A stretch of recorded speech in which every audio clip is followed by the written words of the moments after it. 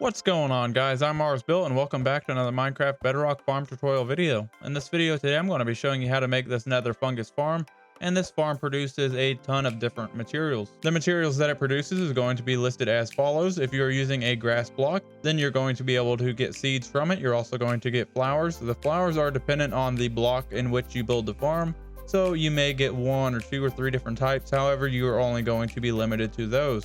If you are looking for a flower farm, then I have a flower farm that I'm doing a tutorial on here. And this is a very small compact flower farm that works very well, and you can pick whatever flower that you want in here and multiply and get many flowers.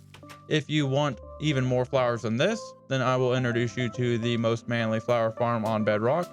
This flower farm here puts out well over 110,000 flowers per hour. If you need that many flowers, well, this farm will do it.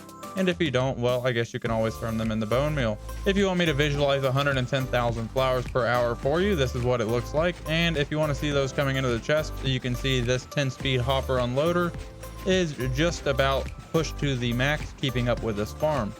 So this farm is very quick, and it will fill up almost 3 double chests every 5 minutes. So if any of those other farms interest you, then be sure to hit that subscribe button, because I will be doing a tutorial on those farms very soon.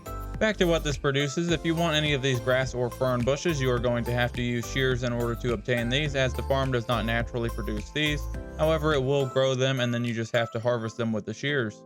You can also look forward to getting all these if you use the crimson nylium and also the warp nylium, and it will produce your warped funguses, your crimson funguses, crimson roots, warped roots, and also if you use shears, then you can get the nether sprouts as well. If you don't want any of this and you need some bone meal, then you can go ahead and put all of this through a composter, and then you'll get plenty of bone meal from this, especially all of your nether roots. To keep this farm nice and simple and easy to use, it does not have any kind of collection system. You just go ahead and turn on the lever here, and the farm will bone meal it and constantly break off all of the stuff that grows on top.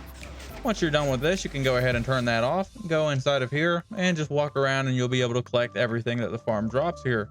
In order to go ahead and fill up the bone meal dispenser, you want to go ahead and remove this block directly underneath the piston, and then you can access this dispenser here and fill it all the way full with bone meal. Then you can go ahead and recover that block there, and then the farm is ready to be used again.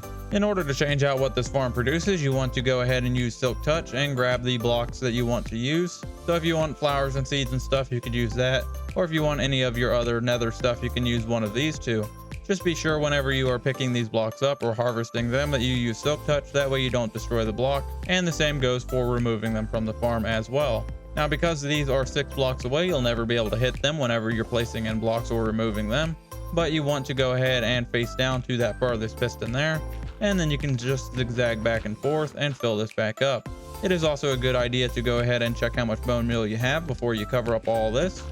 And then we can fill this in the rest of the way, and as soon as this gets filled up, the farm is ready to use, and all you have to do is throw on the lever. So now, as you can see, the farm is on, and now instead of producing all the crimson stuff, it is now producing the warped roots and also the warped fungus. As always, everything that you're going to need in order to build this farm is going to be listed inside of the description below. And while you're down there, if you end up liking the video, drop a like. It really does help out the channel, and it helps new people find my content. Thanks.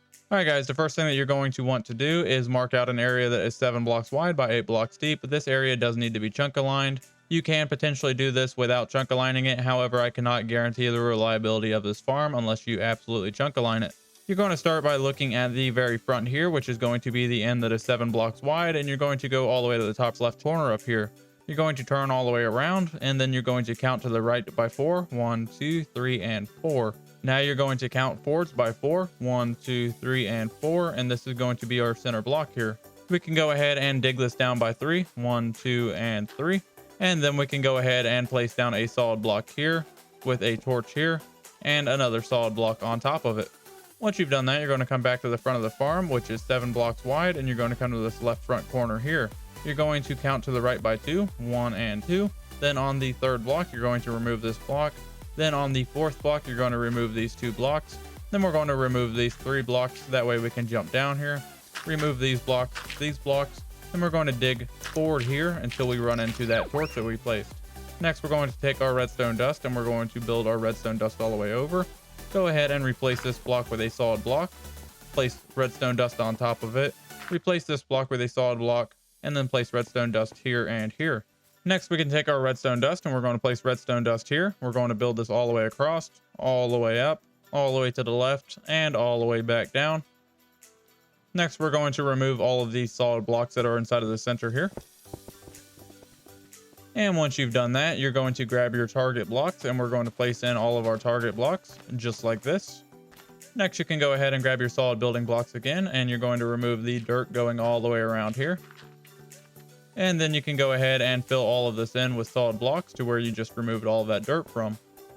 Once you get here, you want to make sure that you place a solid block over top of that gap too. Next, you're going to take your redstone dust again, and you're going to fill all of this in with redstone dust. Next, we're going to take our sticky pistons, and we're going to place in all of our sticky pistons going all the way across all of these. You want to leave the center out here because we're going to be placing in a dispenser there. Once you've done that, you're going to grab your solid building blocks, and we're going to come to the center here, place down a solid building block on top of that redstone torch there. And then we're going to grab us a dispenser, and we're going to place down a dispenser facing up right there inside of that hole. Next, we're going to get started placing in the clock that runs this farm. We want to go to the very front of the farm, and we want to find this very center piston here. What we want to do is place down a block on top of this piece of redstone that's in line with the center piston. And then we're going to select the side hitbox of this redstone dust and place down a solid block there as well.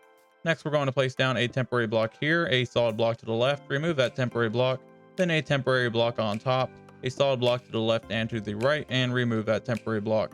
This is what you should end up with. Next, we're going to take our redstone dust and place redstone dust right here. And then we're going to take our redstone torch, place the redstone torch right here on the left hand side of that block. Then we're going to take our redstone repeater, and we're going to face it towards the right hand side, just like this. And then we're going to place that on a 2-tick delay. Go ahead and grab your lever, and we're going to place our lever on the center block here and go ahead and turn that on, which is going to stop the clock. This is what's going to run the farm, and you will use this lever in order to control the on-off function of the farm. Next, you can go ahead and grab some glass, and we want to encase this entire farm with glass, so you can go to this block here that's directly behind your clock and place down a piece of glass there.